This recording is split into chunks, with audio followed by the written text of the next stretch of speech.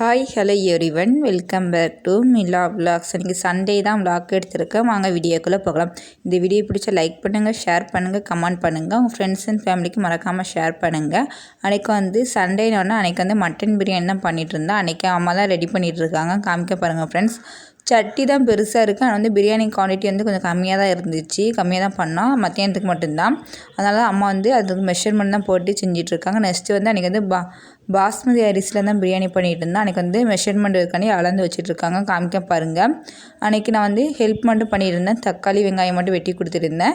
Chicken 65க்கு அம்மா chicken தான் வாங்கி வச்சுருந்தாங்க. சிக்கன் பொரிக்கிறதுக்காண்டி தனிக்கறியை வாங்கிட்டு வந்தாச்சு. அதான் க்ளீன் பண்ணி அதை பார்த்துட்ருக்கேன் ஃப்ரெண்ட்ஸ். சிக்கன் 65க்கு தனிக்கறியாக வாங்கினா பொரிக்கும் போது ஈஸியாக இருக்கும், சாப்பிட்றதுக்கு நல்லாயிருக்கும். ஆளுக்கு ஒரு பீஸ் கொடுத்தா கூட போதும்.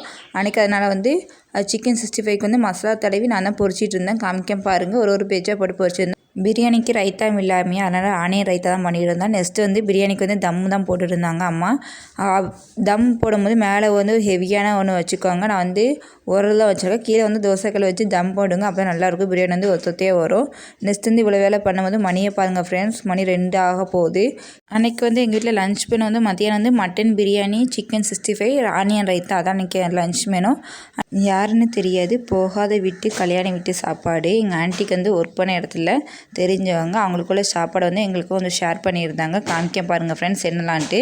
ஒயிட் ரைஸு, சாம்பார் 2 வெரைட்டியில் வச்சுருந்தாங்க. ஒரு மாதிரி முள்ளங்கி சாப்பிட்ற, அதுக்கு வெஜிடபிள்ஸ் நிறைய போட்டு சாம்பாரும் வச்சுருந்தாங்க. நெக்ஸ்ட்டு உங்களுக்கு காமிக்க பாருங்கள். ஒன்று கூடையில் தனித்தனியாக போட்டு கொடுத்து விட்டாங்க. அப்போ நமக்கு முட்டைக்கோஸ் கூட்டு. முட்டைக்கோஸ் நல்லாவே இருந்துச்சு ஃப்ரெண்ட்ஸ். கல்யாணம் வீட்டு சாப்பாடுனா முட்டைக்கோஸ் நல்லாவே டேஸ்ட்டாக இருந்துச்சு. உளுந்து பருப்புலாம் போட்டு வச்சுருந்தாங்க.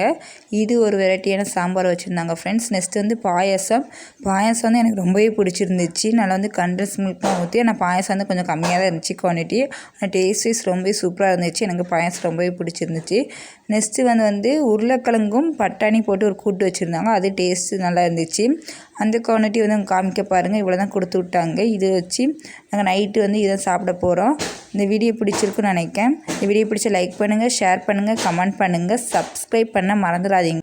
தேங்க்யூ ஃபார் த வாட்சிங்.